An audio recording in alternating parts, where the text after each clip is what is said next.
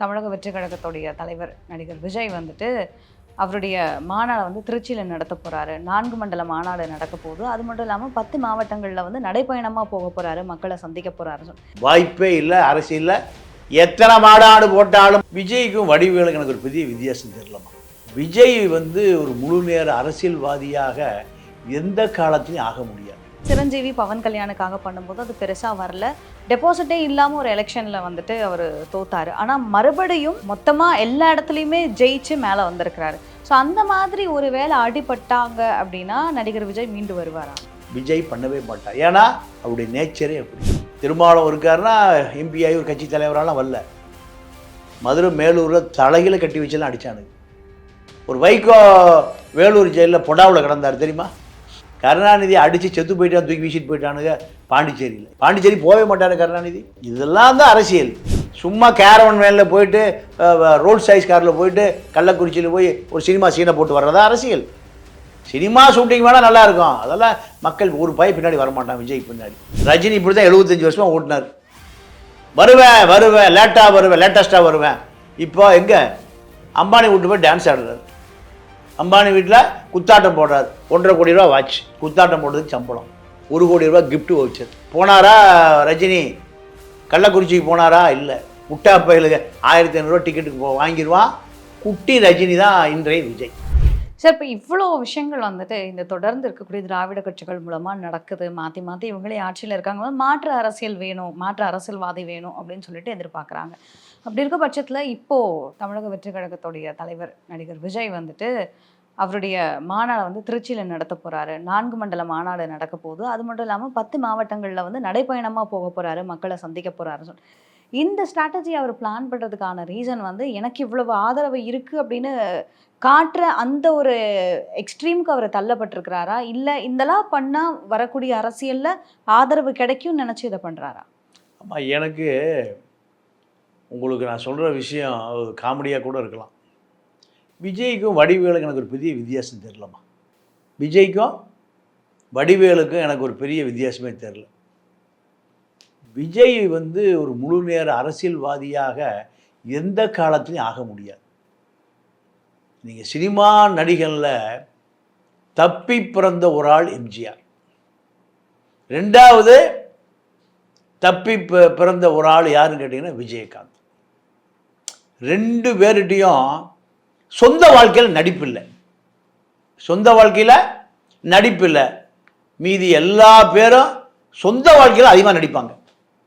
நீங்கள் சட்டசபையில் விஜயகாந்த் பேசுகிறாரு. சிங்காநல்லூர் சின்னசாமி அவர் தொழிற்சங்க தலைவர், வாழப்பாடி கூட இருந்தவர். அதிமுகவுக்கு வந்து தொழிற்சங்க தலைவராக இருக்கார். பின்னாடி இருந்து கத்துறாரு. ஒரு தகாத வார்த்தை சொல்லி கத்துறாரு. அவர் மது குடிக்கிறதுனால மது குடிப்பார், அந்த குடிகாரர் உட்காருன்னு சொல்கிறார் சட்டசபையில். அந்த சட்டசபை நிகழ்ச்சியில் பத்திரிக்கையாளர் மாடத்தில் நானும் இருந்து என் காதால் கேட்ட வார்த்தை. என்ன பண்ணார் விஜயகாந்த்? நாக்க துருத்தி தொலைச்சிட உன்னைய வெளியில் வா அவனை தொலைச்சர்றாரு. இந்த கட்சி தான் அவர் எதிர்கட்சி தலைவர் ஆக்குச்சு. அதோட ஒரு கதை முடிஞ்சு, அது வேறு விஷயம். இவரை அந்த மக்கள் எப்படி பார்த்தான்? முதலமைச்சராக பார்த்தான். கருணாநிதிக்கு எதிராக அரசியல் பண்ணுவார், ஜெயலலிதாவுக்கு எதிராக அரசியல் பண்ணுவார். 2004 6 அரசியல் 6-11 அதில் அவர் எம்எல்ஏவே வந்தது காரணம் ஒரு அரசியல்வாதி. கருணாநிதிக்கும் ஜெயலலிதாவுக்கும் எதிர்ப்பு அரசியல்வாதி. அப்படி தான் விஜயகாந்தை பார்த்தான். இவர் கடைசியாக போய் ஜெயலலிதா முதலமைச்சர் ஆகிறதுக்கு போய் ஜெயலலிதா கூட கூட்டணி சேர்ந்தார். அதோட ஒரு கதை முடிஞ்சுது. சர்க்கிள் அங்கே தான் ஆரம்பிச்சு.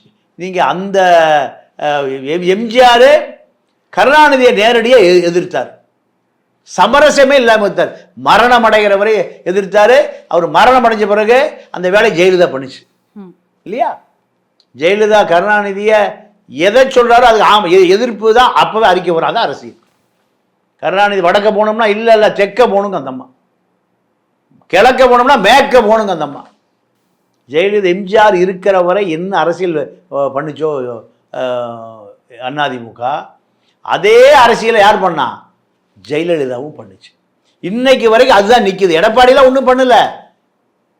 எம்ஜிஆரும் ஜெயலலிதாவும் திமுகவுக்கு சொப்பனமாக இருந்தாங்க. தூக்கத்தில் கருணாநிதி ஜெயலலிதா பேரை கேட்டால் எந்திரிச்சு உட்காந்து தூங்க மாட்டார்.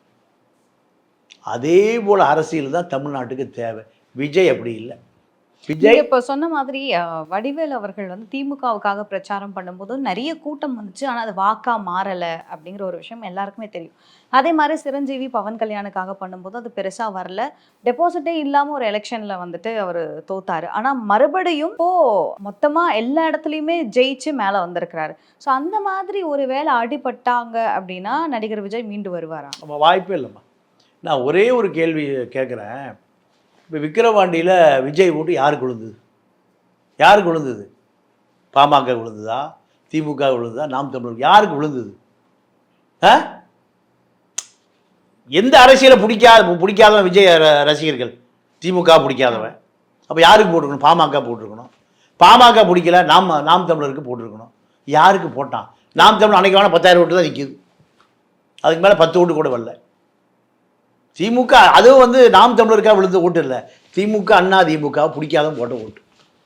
எல்லா தொகுதியிலும் திமுக அண்ணா திமுக ஆள் இருக்கான், எதிர்க்கிறவன் இருக்கான், அவன் போட்ட ஓட்டு. சரி, விஜய் ஓட்டு ஒரு 10,000 ஓட்டு இருக்கும், 20,000 ஓட்டு இருக்கும், அது யாருக்கு விழுந்தது? திமுக விழுந்துருச்சா? அப்போ திமுக விழுந்து அது ஒரு கட்சியாது. திமுகவை சாகவரை எதிர்த்த ஜெயலலிதாங்க, எம்ஜிஆருங்க, விஜய் ஸ்டார்டிங்லேயே திமுக ஓட்டு போட்ட விஜய் எப்படி மக்கள் நம்புவான்? அது வாய்ப்பே இல்லை. அப்போ இங்கே திராவிட இயக்க எதிர்ப்புங்கிறது ஒரு பெரிய பிளாட்ஃபார்ம் இருக்குது. மறுமலர்ச்சி திராவிட முன்னேற்ற கழகம், திராவிடர் முன்னேற்ற கழகம், அண்ணா திராவிட முன்னேற்ற கழகம், தேசிய முற்போக்கு திராவிட முன்னேற்ற கழகம், இதெல்லாம் காலாவதி ஆகிப்போச்சு. நாம் தமிழர், அடுத்து தமிழக வெற்றி கழகம், திராவிடமே இல்லை. இப்போ அந்த பிளாட்ஃபார்ம் இருக்குன்னு தெரிஞ்சு தானே இந்த பேர் வைக்கிற. ஆனால் 2 பேரையும் தூங்க விடாமல் பண்ணுறது தான் அரசியல். விஜய் பண்ண மாட்டார். விஜய் வடிவேலு கூட பண்ணிட்டாரு. மேடைக்கு மேடை விஜயகாந்த உண்டுலின்னு பண்ணிட்டார். விஜய் பண்ணவே மாட்டார். ஏன்னா அவருடைய நேச்சரே அப்படி. அரசியல் என்பது ஒரு மலர் கிரீடமே அல்ல. அது என்ன கிரீடம்? முள் கிரீடம். திருமாவளவன் இருக்காருன்னா எம்பி ஆகி ஒரு கட்சி தலைவராலாம் வரல. மதுரை மேலூரில் தலைகளை கட்டி வச்செல்லாம் அடித்தானுங்க. எத்தனை பேர் செத்து போயிருக்கான் தெரியுமா போராட்டத்தில்? எத்தனை பேர் குண்ட சடத்தில் போயிருக்கான் தெரியுமா? எவ்வளவு ஆண்டு கால போராட்டம்! ஒரு திருமாவளவன் உருவாவதற்கு 30 ஆண்டு காலம், 35 ஆண்டு காலம் தேவைப்பட்டு. முழு நேர அரசியல் அதுதான். ஒரு வைகோ வேலூர் ஜெயிலில் பொடாவில் கிடந்தார் தெரியுமா? தம்பி பக்கத்து ஜெயிலில், இவர் பக்கத்து ஜெயிலில். விடுதலை புலிகளுக்கு ஆயுதம் கொடுத்தா தம்பி ரவிச்சந்திரனை அண்ணனை 2 ஒரே ஜெயிலில் 1.5-2 வருஷம் தட்டாவில் கொடும் சிறையில் இருந்தாங்களா இல்லையா? கருணாநிதி அடித்து செத்து போயிட்டான், தூக்கி வீசிட்டு போயிட்டானுங்க பாண்டிச்சேரியில். எப்போ? 67க்கு முன்னாடி. பாண்டிச்சேரி போகவே மாட்டார் கருணாநிதி. இதெல்லாம் தான் அரசியல். சும்மா கேரவன் வேனில் போயிட்டு ரோட் சைஸ் காரில் போயிட்டு கள்ளக்குறிச்சியில் போய் ஒரு சினிமா சீனை போட்டு வர்றதா அரசியல். கள்ளக்குறிச்சியில் பாதிக்கப்பட்ட எத்தனை குடும்பத்தை குழந்தைகளுக்கு ஏதாவது கொடுத்தியா? ஒரு குழந்தை கொடுத்தியா சொல்லு? சினிமா ஷூட்டிங் வேணால் நல்லா இருக்கும், அதெல்லாம் மக்கள் ஒரு பய பின்னாடி வரமாட்டான் விஜய் பின்னாடி. கள்ளக்குறிச்சியில் 50 பேர் ஒரே சமாதி ஆகிட்டான், அழுகுற கூட இடம் இல்லை. 50 ரூபா கள்ளச்சாராயத்துக்கு நம்பி அவனுக்கு கள்ளக்குறிச்சியில் பாதிக்கப்பட்ட அந்த தலித் குடும்பத்துக்கு விஜய் தரப்புல ஏதாவது உண்டா? பார்த்தா எல்லாரும் உயிர் படைச்சுக்குவானா? பார்த்தா எல்லாம் பள்ளிக்கூடம் போயிடுவானா? பார்த்தா எல்லாரும் சௌரியமாயிருவானா? அந்த கருணாபுரம் 500 குடும்பம் உள்ள குடும்பத்துக்கு எத்தனை பேருக்கு விஜய் படிக்க வச்சாரு சொல்லுங்க, இல்லை உதவி செஞ்சாருன்னு சொல்லுங்க?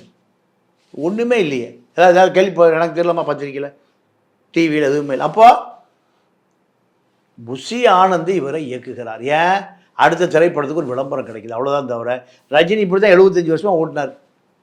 வருவேன் லேட்டாக வருவேன், லேட்டஸ்ட்டாக வருவேன். இப்போ எங்கே? அம்பானி வீட்டு போய் டான்ஸ் ஆடுறாரு. அம்பானி வீட்டில் குத்தாட்டம் போடுறார். 1.5 கோடி ரூபா வாட்ச். குத்தாட்டம் போடுறதுக்கு சம்பளம். 1 கோடி ரூபா கிஃப்ட் வவுச்சர். 2.5 கோடி ரூபா கொடுத்த பிறகு 77 வயசு எங்கே போய் டான்ஸ் ஆடுறாரு? அம்பானி வீட்டில். போனாரா ரஜினி? கள்ளக்குறிச்சிக்கு போனாரா? இல்லை. கள்ளக்குறிச்சி ஏன் போகணும்? தேவையே இல்லை. முட்டா பயிலுக்கு 1500 டிக்கெட்டுக்கு வாங்கிடுவான். நீங்கள் லைக்கா மாதிரி சன் பிக்சர்ஸ் மாதிரி ஆள் 200 கோடி ரூபா சம்பளம் கொடுத்துருவோம். அப்புறம் எதுக்கு நம்ம ஆடணும்? இதுதான் குட்டி ரஜினி தான் இன்றைய விஜய். வாய்ப்பே இல்லை அரசியலில். எத்தனை மாடாடு போட்டாலும் மாநாடு மயிலாட எது ஆடினாலும் திராவிட இயக்கங்கள் தான் தமிழ்நாட்டினுடைய அஸ்திவாரம், பிரம்மாண்ட பில்டிங். ஸோ எப்படி இருந்தாலும் திராவிட கட்சிகள் மட்டும் தான் மாற்றி மாற்றி ஆட்சிக்கு வரும் அப்படிங்கிறது. Okay sir. ஸோ இன்னைக்கு நேர்காணல் கலந்துக்கிட்டு நிறைய விஷயங்களை பகிர்ந்துக்கிட்டீங்க. ரொம்ப நன்றி பாண்டியன். நன்றி, வணக்கம்.